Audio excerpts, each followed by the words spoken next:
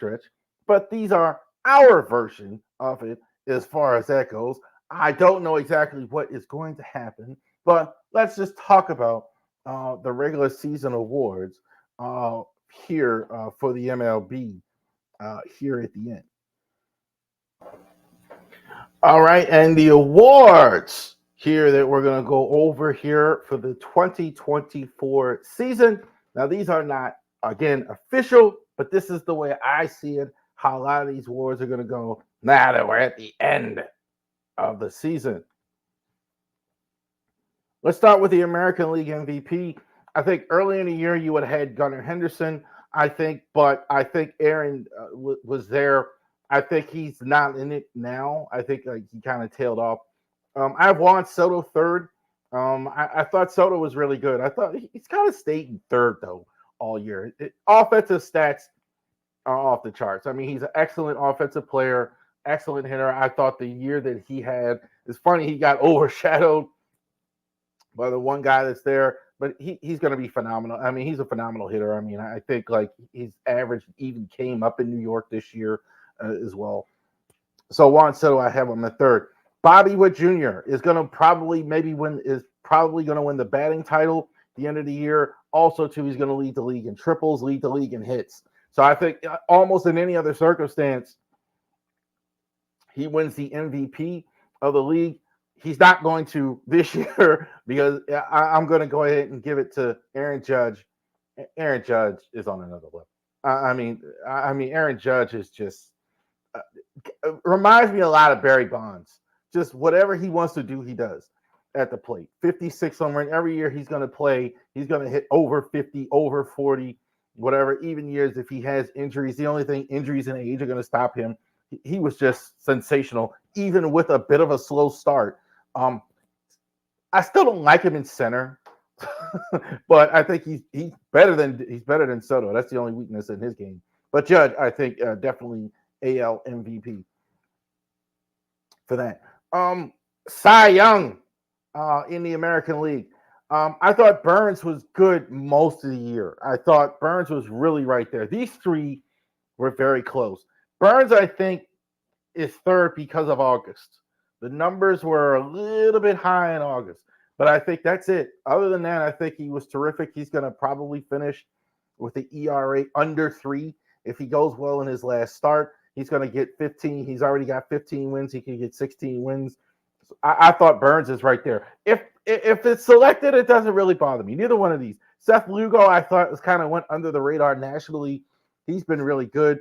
I think he's been outstanding for them. I think one of the reasons for the Royals turnaround, you see it on offense. You talk about Bobby Witt, the pitching. You talk about Seth Lugo. I think Lugo has been terrific all season, but Tarek Subel is next level. I absolutely think he gets the sigh. There wasn't a bad anything with Tarek Subel. Dominant from start to finish, dominant competitive start, quality starts almost pretty much every start, or an outstanding start pretty much every start. I thought Subel is the reason why the Tigers got a lot better, and definitely you don't want to see him in the playoffs like as good as he's been this year. Dominant Tarek Subel as well. Manager of the year, Stephen Voigt. Still kind of think of him as a player. Like, just got him off the field. This is exactly what a manager you would think, like in the older traditional sense, even though they're kind of changing it. A player, kind of like a mid player. A lot of times a manager got hired. Guy like came off the field, kind of like a player on the field. Had a year managing in as a coach in Seattle. Played for the A's, and now much better this year. I think with the change, Terry Francona was the manager there for so long with the Guardian. Now the manager of the Guardians, he's like third. Aaron Boone may surprise some people. That's a tough job in New York. I mean, the Yankees, I'm not a Yankee fan at all, but that's a tough job. I think Boone is a good manager. I thought they had to get better. I thought there was a lot of pressure there. They're not as talented as what people think. Obviously, you have Judge, you have Soto, you have some talent. But on offense, they've had to mix and match a lot. I really like what Aaron Boone has done there for them this year, so I have him at 2. But Matthew Quattro is going to be the manager of the year. The Royals were terrible like in recent years. He's actually been able to turn this thing around. He's actually been able to go ahead and turn this thing around. Here's a guy which you see kind of nowadays. Not a great major league player. He was a minor league manager for a very long time. Just kind of came to the majors in more recent years, maybe like 2-3 years as a man now, getting his first shot as a manager. So this is kind of what you're seeing now. 50 years old, older, been around a while. So yeah, so he gets the manager of the year. Best rookie. I don't know what everybody else is going to do. I'll put Mason Miller third. Mason Miller, I think, going forward is going to have a bright future. I don't know where the A's are. The A's looks like they're going to play in Sacramento next year. They are going to have Mason Miller. I thought there was some trade talk with him. I don't see any reason to trade him, frankly. I mean, unless you're really getting something, you want to keep something. Throws enormously hard. Luis Gil for the Yankees, I thought overall had a good year. Kind of struggled a bit at for one point, kind of like it, but really good. I do think it's going to be Colton Cowser. I like Cowser here. Cowser, I think this guy, it was the best home run hitter of all the rookies. Look, we thought the Orioles would have the best rookie, didn't we? You didn't think this guy. Yeah, Jackson Holiday. Colton Cowser, I think it deserves it. Defensively, too, he's terrific. Love Colton Cowser on defense. He's definitely hit for power. Kind of worked his way in. Kind of took it right from Austin Hayes, too. And kind of worked his way into playing time. So good for him. I thought Cowser was the best rookie. National League. You know what? I never thought I would see this, where you go to the National League and you have two DHs in the top five. Where a league where forever, no pitcher, pure baseball, blah blah blah. They introduced the DH, and now you have two guys in the top three. As much as I almost tried not to have Marcell Ozuna in the top three, the numbers just, I mean, he was fantastic. The Braves were any good this season. He's the reason. He was the only guy they had from start to finish who was outstanding. Top five in home runs, RBIs, a lot of categories hitting. He definitely was the guy that was carrying them.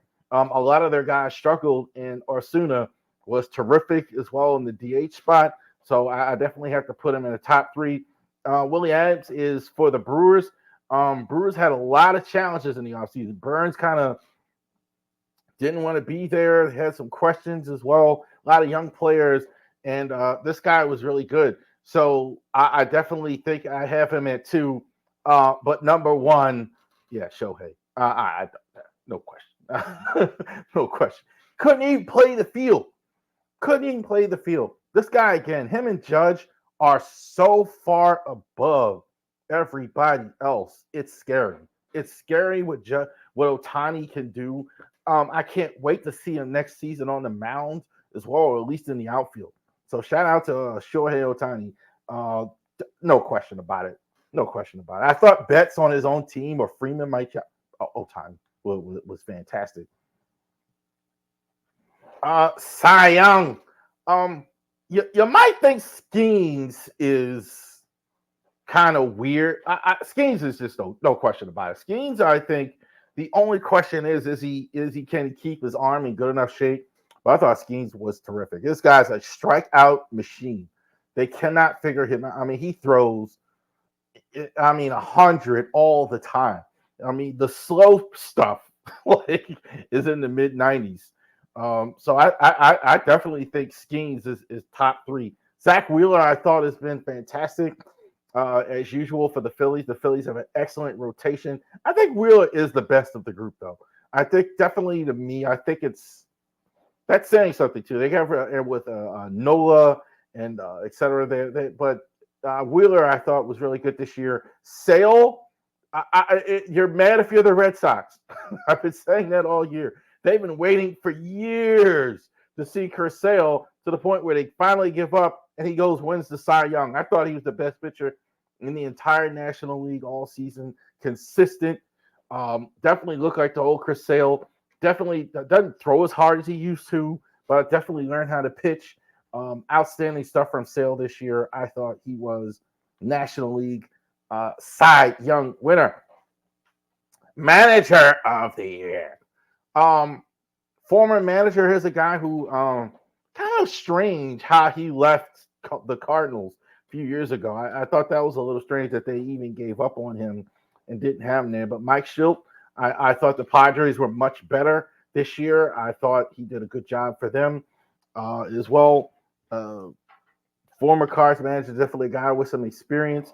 So definitely there. I thought it was probably the right move of getting rid of Bob Melvin. I think Melvin left, so getting a guy who's a bit of a steadier hand. They kind of need that there as well. Carlos Mendoza is the guy with the Mets. I think New York is a tough job. I think New York is probably the toughest baseball city. I think in all sports.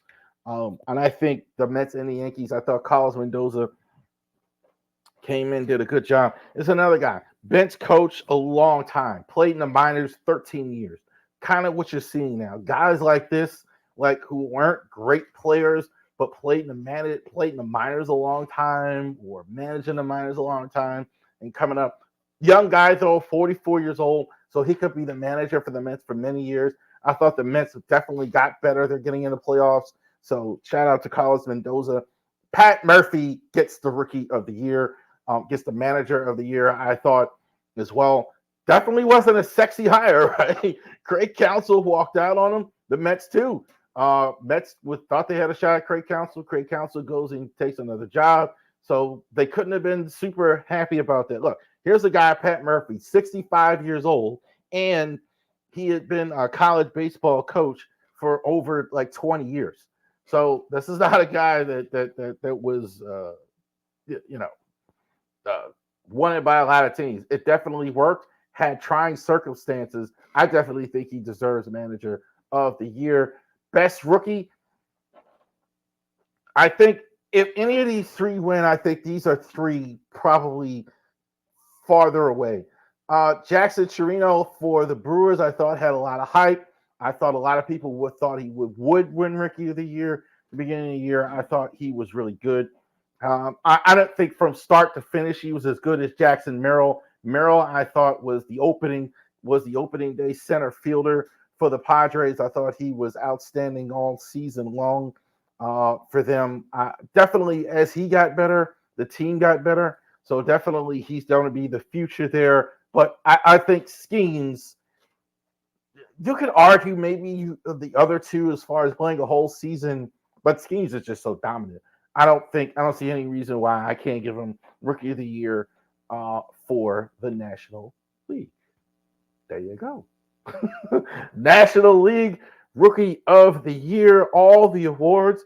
We will definitely see who actually wins the awards officially, but those are the Ravery Sports version. Those who, if I was voting, I would give it to these guys as far as the award.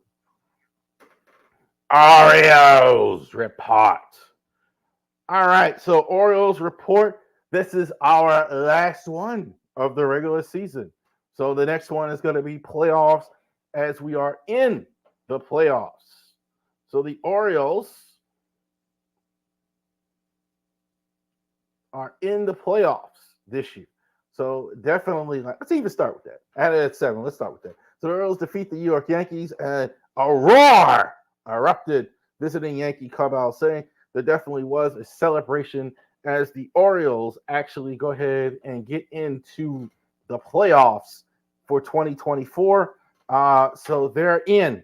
So definitely the Orioles are going to the playoffs. Still don't know yet who they are going to be playing. Wild card. They did win. Let's talk about that. They did lose 2-3 to the Tigers, win the first two at the Yankees, won last night's game 9-7 over the New York Yankees. So they're in. I don't think there's definitely no question about it as well. Eflin, I think in the last game, I think it was like 4.5, 4 2/3. So he didn't get credit for the win. But they were really, I thought, good time to play good. I think the Yankees may be their foot off the gas. I don't care. They're winning this one. So to win the first 2 out of 3. Who is hot? Bats better. Better, better, better, better. I was really criticizing the bats the last podcast. Better this week. Gunnar, I think, has been fantastic all year. He has won their version of the most valuable Oriole. Shout out to Gunnar, actually winning most valuable Oriole. He has been hot lately. Ryan O'Hearn has been hot. He's been on both lists a lot. Ryan O'Hearn, good this week, and then he's bad. Good this week, and then he's bad. Yadier Cano has been fantastic lately.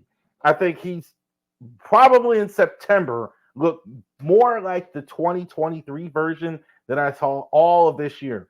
So he's been really good down the stretch. Who's not? Jackson Holiday. I question how much he's even going to play going forward down the stretch. They had Westberg at second tonight. I think they may leave it like that in the playoffs. Go with Westberg at second and Urias at third. He's really kind of struggled. So has Heston Kjerstad down the stretch. I think Kjerstad will play more, but he's been inconsistent here down the stretch. They are rookies. I still think they have a bright future. Khalil Perez, up and down, man. Up and down, man. Great stuff, man. You got to be more consistent.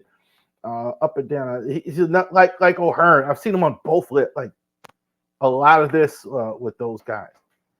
Yamon Urias, we just talked about it, is reinstated from the 10-day DL. Jordan Westberg is reinstated, 10-day DL. Daniel Johnson was optioned to minor leagues along with Vaughn Soto, optioned to Norfolk as corresponding moves. The Mount, Ryan Mountcastle back. Cavalry is coming as far as that goes. So he's in there. He's going to play a lot, obviously, down the stretch. Optioned Eloy Jimenez to Norfolk. That surprised some people. They had to option somebody. I thought the Eloy Jimenez trade was a weird one. I know this. He can hit. I don't think there's any question about it, whether he can hit. He can hit. You can put him in a DH. I don't know how much you can play him because he's the slowest runner I've ever seen. Like, just super slow. Can't really play the field. He can hit. There's no question about it. I just don't know if you need a guy like I think if you needed a guy like that, but you got a couple guys like that. You got Mayo at first. They're going to try. You got Mountie. You got O'Hearn. So I don't know how much you play a guy like that, though. And it's official, Craig Kimbrell given his outright release after he was DFA'd last week as well. Bad news, Grayson getting shut down for the rest of this year, getting him ready for 2025. Not a shock. News has not been good. I think they were just kind of hoping that they would have him. I think the best case scenario they were kind of hoping for is maybe you get out of the first round and then you get him in the ALCS or a World Series or something like that.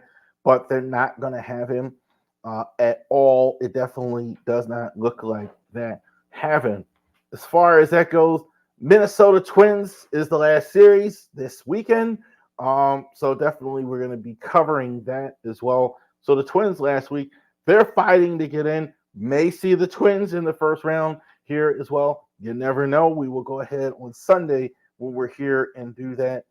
Find out. Colton Cowser, Player of the Week. I thought Cowser has been terrific down the stretch. Look, I think he's probably been their third best going forward. I think obviously Santander has been hitting the home runs. Gunnar has been fantastic.